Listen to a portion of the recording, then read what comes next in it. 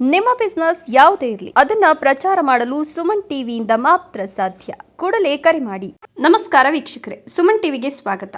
ಕಳೆದ 6 ತಿಂಗಳಿನಿಂದ ಸುಮನ್ ಟಿವಿ ತಂಡ ಪೆರೇಸಂದ್ರದ ರಸ್ತೆಗಳು, ಚರಂಡಿ ಹಾಗೂ ಆಸ್ಪತ್ರೆಯ ದುಸ್ಥಿತಿಯ ಬಗ್ಗೆ ಸತತವಾಗಿ ವರದಿ ಮಾಡಿತು. ನಮ್ಮ ವರದಿಯ ಫಲವಾಗಿ ಈಗ ಪೆರೇಸಂದ್ರದ ಚಿತ್ರಣ ಬದಲಾಗುತ್ತಿದೆ. ಇಂದು ಶಾಸಕ ಪ್ರದೀಪ್ ಈಶ್ವರ್ ಅವರು ಪೆರೇಸಂದ್ರದ ರಸ್ತೆ ಅಭಿವೃದ್ಧಿ ಕಾಮಗಾರಿಗೆ ಅಧಿಕೃತವಾಗಿ ಚಾಲನೆ ನೀಡಿದ್ದಾರೆ. ಚಿಕ್ಕಬಳ್ಳಾಪುರಕ್ಕೆ ಮೆಟ್ರೋ ತರೋದು ಹಾಗೂ ಪೆರೇಸಂದ್ರವನ್ನ ತಾಲೂಕು ಕೇಂದ್ರವನ್ನಾಗಿ ಮಾಡೋದು ನನ್ನ ಕನಸು ಅಂತ ಈ ಸಂದರ್ಭದಲ್ಲಿ ಅವರು ಭರವಸೆ ನೀಡಿದ್ದಾರೆ. 5 ಕೋಟಿ ವೆಚ್ಚದ ರಸ್ತೆ ಕಾಮಗಾರಿ. ಪೆರೇಸಂದ್ರದಲ್ಲಿ ಕಳೆದ 20 ವರ್ಷಗಳಿಂದ ನೆನೆಗುದಿಗೆ ಬಿದ್ದಿದ್ದ ರಸ್ತೆ ಅಭಿವೃದ್ಧಿಗಾಗಿ 5 ಕೋಟಿ ರೂಪಾಯಿಗಳ ವೆಚ್ಚದಲ್ಲಿ ಗುದ್ದಲಿ ಪೂಜೆ ನೆರವೇರಿಸಲಾಯಿತು. ಹೈಟೆಕ್ ಬಸ್ ನಿಲ್ದಾಣ. ರಾಷ್ಟ್ರೀಯ ಹೆದ್ದಾರಿಗೆ ಸಮೀಪದಲ್ಲೇ ಅತ್ಯಾಧುನಿಕ ಸೌಲಭ್ಯವುಳ್ಳ ಹೈಟೆಕ್ ಬಸ್ ನಿಲ್ದಾಣ ನಿರ್ಮಿಸುವ ಯೋಜನೆಯನ್ನು ಶಾಸಕರು ಹಂಚಿಕೊಂಡಿದ್ದಾರೆ. ಅಕ್ರಮ ಸಕ್ರಮ ಮತ್ತು ರೈತರ ಹಿತರಕ್ಷಣೆ. ಬರೋಬ್ಬರಿ 10 ವರ್ಷಗಳಿಂದ ಬಾಕಿ ಇದ್ದ ದರಾಖಾಸ್ತು ಸಮಿತಿ ಸಭೆಯನ್ನು ನಡೆಸಿರುವುದಾಗಿ ತಿಳಿಸಿದ ಅವರು, ಮುಂದಿನ 3 ತಿಂಗಳಲ್ಲಿ ರೈತರಿಗೆ ಅಕ್ರಮ ಸಕ್ರಮದ ಅಡಿಯಲ್ಲಿ ಜಮೀನು ಮಂಜೂರಾತಿ ಮಾಡಿಕೊಡುವ ಭರವಸೆ ನೀಡಿದರು. 15,000 ನಿವೇಶನಗಳ ಹಂಚಿಕೆ. ಕ್ಷೇತ್ರದ ಬಡವರಿಗೆ ಕೇವಲ ನಾಮಕಾವಸ್ಥೆ ಹಕ್ಕುಪತ್ರ ನೀಡಿದೆ. ಸರ್ಕಾರದ ಎಲ್ಲ ಪ್ರಕ್ರಿಯೆಗಳನ್ನು ಪೂರ್ಣಗೊಳಿಸಿ ಕನಿಷ್ಠ 15,000 ಸೈಟ್ಗಳನ್ನು ನೀಡೋದಾಗಿ ಘೋಷಿಸಿದರು. ಕ್ರಾಸಿಂದ ಕಮಗುಟ್ಟಳ್ಳಿ ಬಾರ್ಡ್ರ್ವರೆಗೂ ರೇಣಮಕ್ಕಳಲ್ಲಿ ಆಗುತ್ತಲ್ಲ ಅಲ್ಲಿವರೆಗೂ ನನ್ನ ಜ್ಯೂರಿಸ್ಡಿಕ್ಷನ್ 5.5 ಕಿಲೋಮೀಟ್ರಿಗೆ ಒಂದು ರೋಡ್ ಕಂಟಿನ್ಯೂಷನ್, ಒಂದು ರೋಡು 2 ಲೇಯರ್ ಬರುತ್ತೆ. ಮತ್ತು ಪೆರೇಸಂದ್ರ ಕ್ರಾಸಿಂದ ಊರೊಳಕ್ಕೆ ಅದು ಇನ್ನೊಂದು ತಿಂಗಳಲ್ಲಿ ಉದ್ಘಾಟನೆ ಮಾಡ್ತೀನಿ. ಅದು ಕಂಪ್ಲೀಟ್ ಆಗ್ತಿದೆ. ಇದೀಗ ಕೆಲಸ ಇದು 1 ತಿಂಗಳಲ್ಲಿ ಕಂಪ್ಲೀಟ್ ಮಾಡ್ತಾರೆ. ಈ 2 ರಸ್ತೆಗೆ 10 ಕೋಟಿ. ಈಗ ಪೆರೇಸಂದ್ರದಲ್ಲಿ ಕೆಲವು ರಸ್ತೆಗಳೆಲ್ಲ ಬೇಕು ಅಂದರೂ ಮನೆ ಭೇಟಿ ಕೊಟ್ಟಿದ್ದೀನಿ. ಅವ್ರಿಗೆ ಏನೇನು ಬೇಕೋ ಅದೆಲ್ಲ ಸಾಲ್ವ್ ಮಾಡಿ. ನಮ್ಮೂರು, ನಾವು ಹುಟ್ಟು ಬೆಳೆದಿರೋರು, ಪ್ರೀತಿ ಸ್ವಲ್ಪ ಜಾಸ್ತಿ ಇದ್ದೇ ಇರುತ್ತೆ, ಅದನ್ನೆಲ್ಲರೂ ಒಪ್ಪಲೇಬೇಕು. ಒಳ್ಳೆ ಅನುದಾನ ಆಗ್ತಿದ್ದೀನಿ ಸರ್. ಸರ್, ಈ ಟಿಪ್ಪರ್ಗಳಿಂದ ಯಾವ ಥರ ರಸ್ತೆ ಹಾಳಾಗ್ತಿದೆ?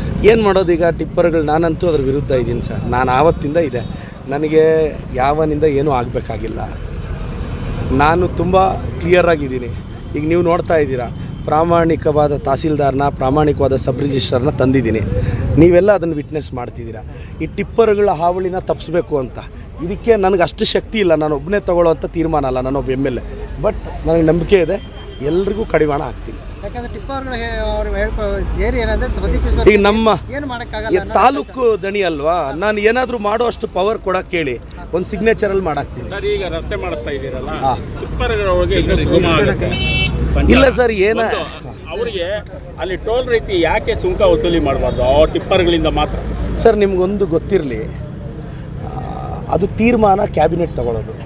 ಮಾಡಿಸ್ಬೋದು. ನೀವು ಹೇಳಿ, ನೀವು ಪ್ರಸ್ತಾಪ ಮಾಡಿದ್ದೀರಾ. ನಾನು ಇದನ್ನು ಖಂಡಿತವಾಗೂ ಸರ್ಕಾರದ ಗಮನಕ್ಕೆ ತರ್ತೀನಿ.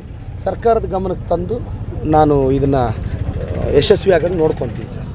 ಸರ್, ಈಗ ಏನು ಸಂಕ್ರಾಂತಿ ನಂತರ ಒಂದಷ್ಟು ಬದಲಾವಣೆ ಆಗ್ತಿದೆ ಅಂತ ಕೇಳ್ಪಟ್ಟೆ, ನಿಜ?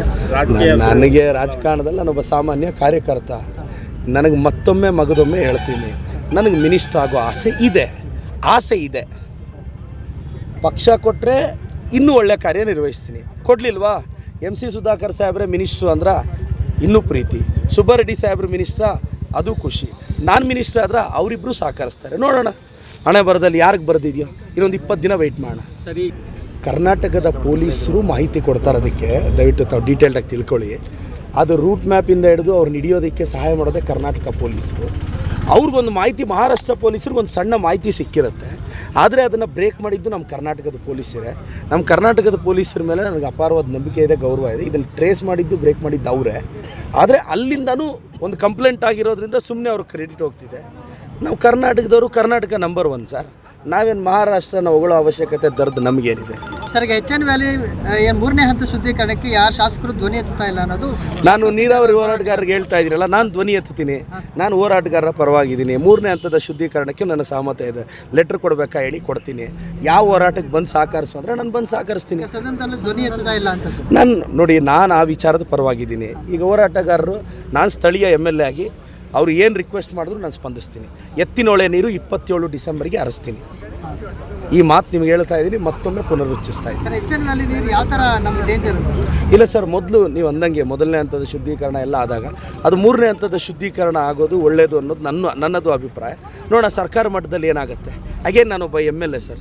ನಾನೊಂದು ಉಸ್ತುವಾರಿ ಸಚಿವರು ಇನ್ನೇನೋ ಆಗಿದ್ದರೆ ದೊಡ್ಡ ಮಟ್ಟದಲ್ಲಿ ಕಾಮೆಂಟ್ ಮಾಡ್ಬೋದಾಗಿತ್ತು. ವೈಯಕ್ತಿಕವಾಗಿ ನನ್ನ ಸಹಕಾರ ಅಂತೂ ಇದೆ. 2033ಕ್ಕೆ ಚಿಕ್ಕಬಳ್ಳಾಪುರಕ್ಕೆ ಮೆಟ್ರೋ ಬರುತ್ತೆ. ನನ್ನ ಮೇಲೆ ನಂಬಿಕೆ ಇಡಿ. ಇನ್ನು 10 ವರ್ಷದಲ್ಲಿ ಪೆರೇಸಂದ್ರನ ತಾಲೂಕು ಮಾಡ್ತಿರ್ತೀನಿ. ಪೆರೇಸಂದ್ರನ ತಾಲೂಕು ಮಾಡಬೇಕು ಅನ್ನೋದೇ ನನ್ನ ಕನಸು. ತಾಲೂಕ್ ಮಾಡಕ್ಕೆ ಅದೊಂದು ಪ್ರೋಸೆಸ್ ಇರುತ್ತೆ. ఇంకో 10 ఏళ్ళకి పెరేసంద్రం తాలూక్ చేస్తాను మీ జమీన్లకు మంచి రేట్లు వస్తుంది. ಭವಿಷ್ಯದ ದೃಷ್ಟಿ. ಜನಸಂಖ್ಯೆ ಹೆಚ್ಚುತ್ತಿರುವ ಪೆರೇಸಂದ್ರವನ್ನು ಮುಂದಿನ 10 ವರ್ಷಗಳಲ್ಲಿ ತಾಲೂಕು ಕೇಂದ್ರವನ್ನಾಗಿ ಮಾಡುವ ಗುರಿ ಹೊಂದಲಾಗಿದೆ. ಈ ಕಾರ್ಯಕ್ರಮದಲ್ಲಿ ಬೀಜ ನಿಗಮದ ಅಧ್ಯಕ್ಷ ಅಂಜಿನಪ್ಪ, ಗ್ಯಾರಂಟಿ ಯೋಜನೆಗಳ ಜಿಲ್ಲಾಧ್ಯಕ್ಷ ಯಲುವಳ್ಳಿ ರಮೇಶ್, ಮಾಜಿ ಶಾಸಕಿ ಅನಸೂಯಮ್ಮ, ನಗರಸಭಾ ಮಾಜಿ ಸದಸ್ಯ ಎಸ್ಎಂ ರಫೀಕ್, ಕೆಎಂ ಮುನೇಗೌಡ, ಪುರಳಗಡ್ಡೆ ಮುನೇಗೌಡ ಹಾಗೂ ಮಾಜಿ ಶಾಸಕ ಶಿವಾನಂದ ಸೇರಿದಂತೆ ಹಲವು ಮುಖಂಡರು ಉಪಸ್ಥಿತರಿದ್ದರು. ಒಟ್ಟಾರೆಯಾಗಿ ಸುಮನ್ ಟಿವಿಯ ಸಾಮಾಜಿಕ ಕಳಕಳಿಯ ವರದಿಗೆ ಸ್ಪಂದಿಸಿರುವ ಶಾಸಕರು ಪೆರೇಸಂದ್ರದ ಸಮಗ್ರ ಅಭಿವೃದ್ಧಿಗೆ ಮುನ್ನುಡಿ ಬರೆದಿದ್ದಾರೆ.